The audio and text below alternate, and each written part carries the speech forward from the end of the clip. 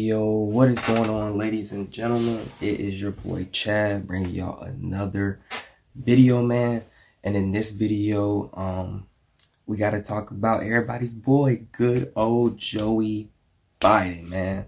And it's been a hot minute since I brought up Joe Biden at all because, you know, the old man's just being the old man that he is. And he's not really accomplishing anything. And I don't know where Kamala is at all. You know, she's supposed to be at the border. She's supposed to be doing a whole bunch of stuff, but I just don't know where she is. Last time I saw her, she was on a hike. So who knows if anybody's actually doing their job or who's running the White House. But in this video, like I said, we're going to be talking about Biden, and we're going to be talking about what actually came out about him in Saudi Arabia, all right? So before we even get into this, you know, Biden's canceled the Keystone Pipeline. He's been sending oil over to Ukraine, oil to European, you know, countries, just everything underneath the sun, while our gas prices are still going up. And like I always tell you guys, do not be fooled by them saying gas prices are coming down, because they've gone from like $5 and $4 and gone down to like $3.60, $3.50. Well, I pay premium, so my gas is still $4.13, but everybody else is paying like $3.60, $3.70, and that's still high gas prices. That's not down. I guess they call it down because it's down from $5 and $4 down to $3.80. Like, yeah, it's reduced, but it's still high prices. But we've also been hearing talks about how with their inflation bill or the like gas bill or something like that. I honestly don't know because I can't keep up with the nonsense that they try to pull over us. But they said that gas prices are supposed to be going down. We should have reduced gas. You know, you guys should be hitting the pump happy. You know what I mean? And Biden's going to say, I did that. You feel me? So I recently was just looking online, and it's been news here that's come out, and we'll go ahead and I'll show my screen here. It's been news that's come out where it says that Saudi Arabia says the U.S. asked it to postpone oil supply cuts by just a month, and such a delay in the OPEC Plus move could have staved off price rises at American pumps until after the midterms. So as you know, right now it is October. Midterm voting starts for like kind of like in a week or two, and it goes into November.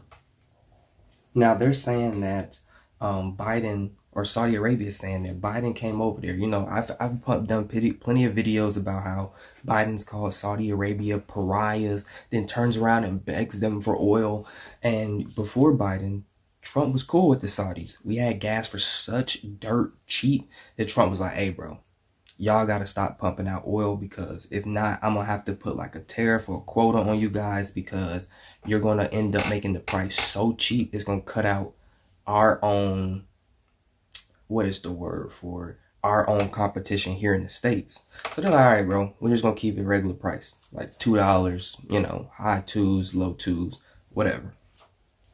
Now it's come out that, like I said, you know, Saudi Arabia says that Biden's told them, hey, you need to postpone oil supply, postpone that oil supply cut, meaning like you guys said you're going to cut down on production of oil, which is naturally going to raise the price, because if the supply is low, the demand's high. If the demand's high, then, you know, the supply should actually be low. If the supply is high, the demand's going to be low because it's in excess.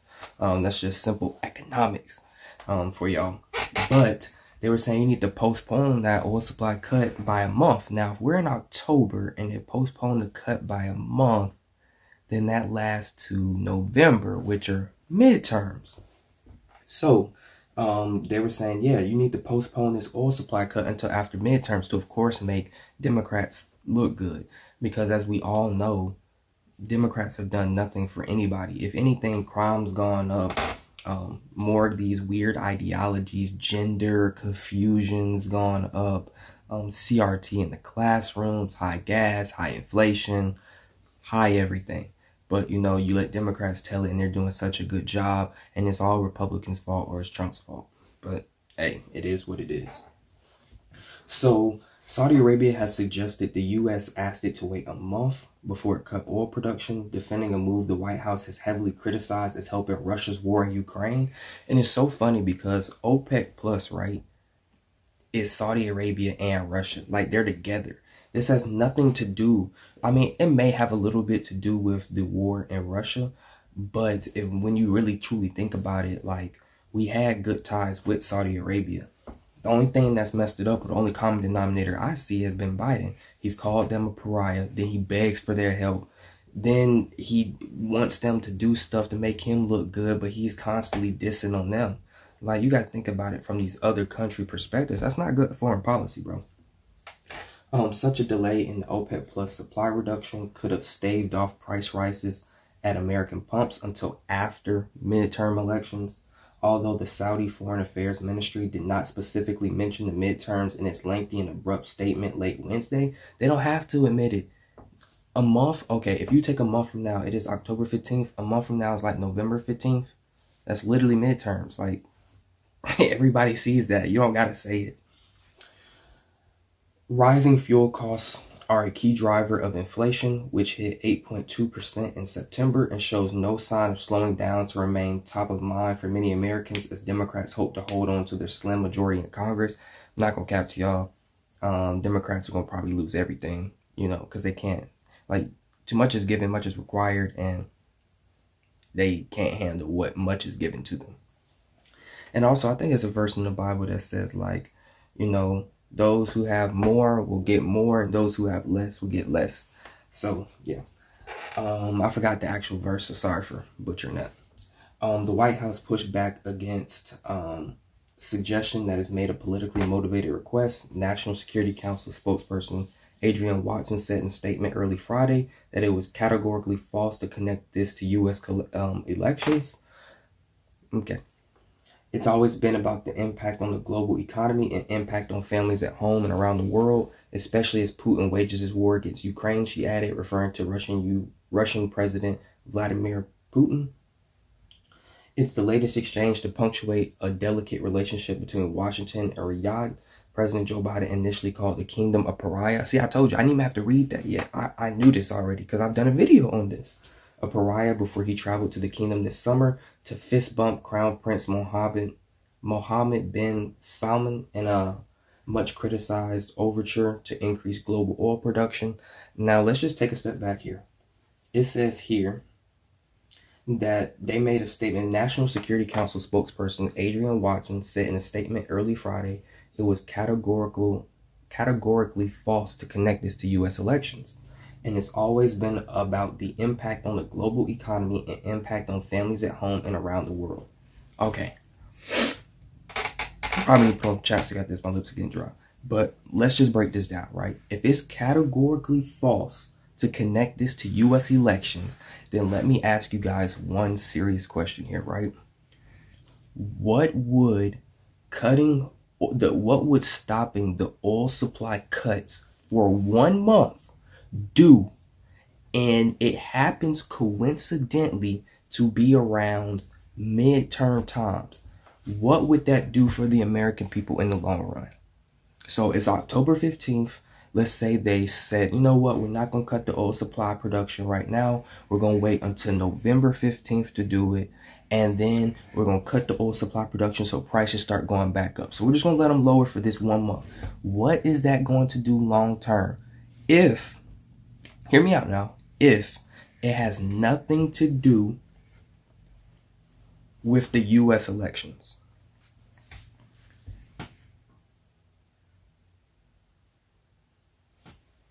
There you go. We've all answered the question ourselves.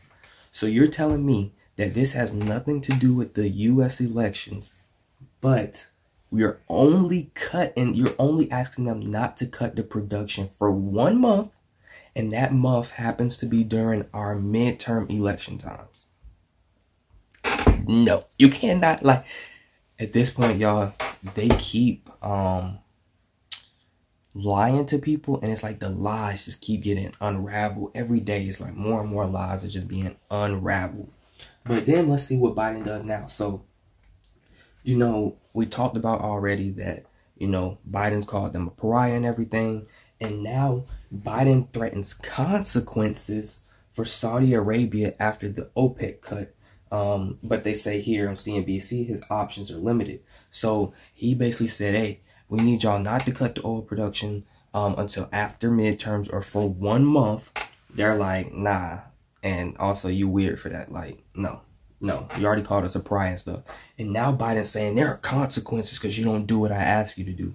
First off, Biden's so weak on the world stage. Like, Saudi Arabia is the same people. I think I even put a video of this, who came out with a video making fun of Biden and Kamala. And it's just like, dog, we just look so weak. These folks do not take us seriously. And like, all jokes aside, they don't take us seriously. There's no threat. Like, how are you gonna, okay, Saudi Arabia, like I said, is part of OPEC Plus with Russia, right? They all supply oil, right? You come over there, you diss them, you spit on them, you kick them while they, down, you kick them while they up. Then you come over and you beg for them to continue making oil for you. Then you want to be cool and fist bump and shake hands. Saudi Arabia don't treat that disrespect lightly, bro. Then they say, no. As a matter of fact, we're going to tell your American people that you tried to have us stop for 1 month for the U.S. election, even though they never mentioned U.S. election. And then the White House going to come out and say it has nothing to do with U.S. elections, but coincidentally it falls between midterms. First off, there's no such thing as coincidence. Second, the American people aren't stupid. Third, now Biden's going to sit up here and try to say there are going to be consequences for you not doing what we asked. So, oil producer group OPEC and its allied partners in early October announced their largest supply cut since 2020 to the tune of 2 million barrels per day from November. With the global economy on a knife edge and energy prices high, Washington sees the move as a snub from ally Saudi Arabia and a blatant display of siding with Moscow. Yo, I've already told you, Russia is part of OPEC, right? They're both the same thing.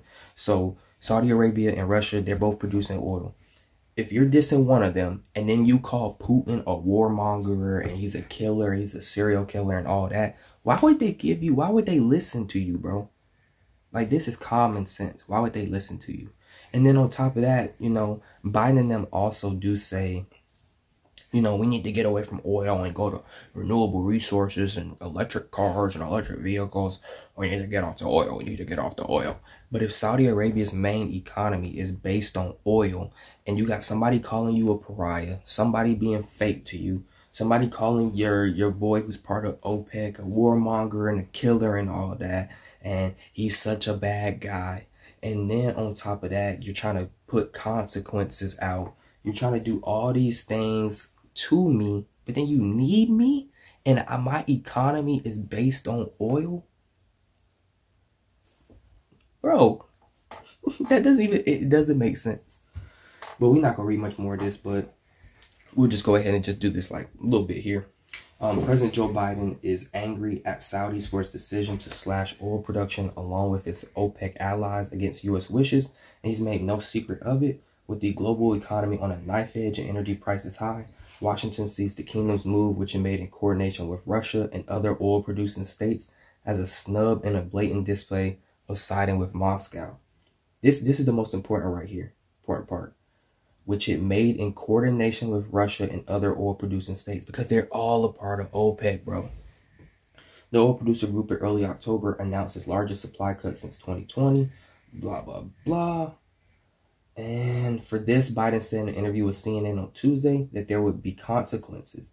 He did not go into further details to what those consequences might be, but what are the Biden administration's options and could they face backfire? So, yeah, that's enough of that. We don't need to read about that anymore. But the consequences I saw Biden talking about was cutting, like, a year of cutting off arm deals with Saudi Arabia. And it's like, bro, you've already called, like what more do you want from these people? You 1 second want them to do what you ask. You diss them. They say, you already on thin ice. We don't take that disrespect lightly. Then you come back asking for something else. They say, no, we don't want to do that. And now you're like, there are consequences because you don't want to listen. And it's like, bro, it's like the Democrats in the White House are just doing a temper tantrum.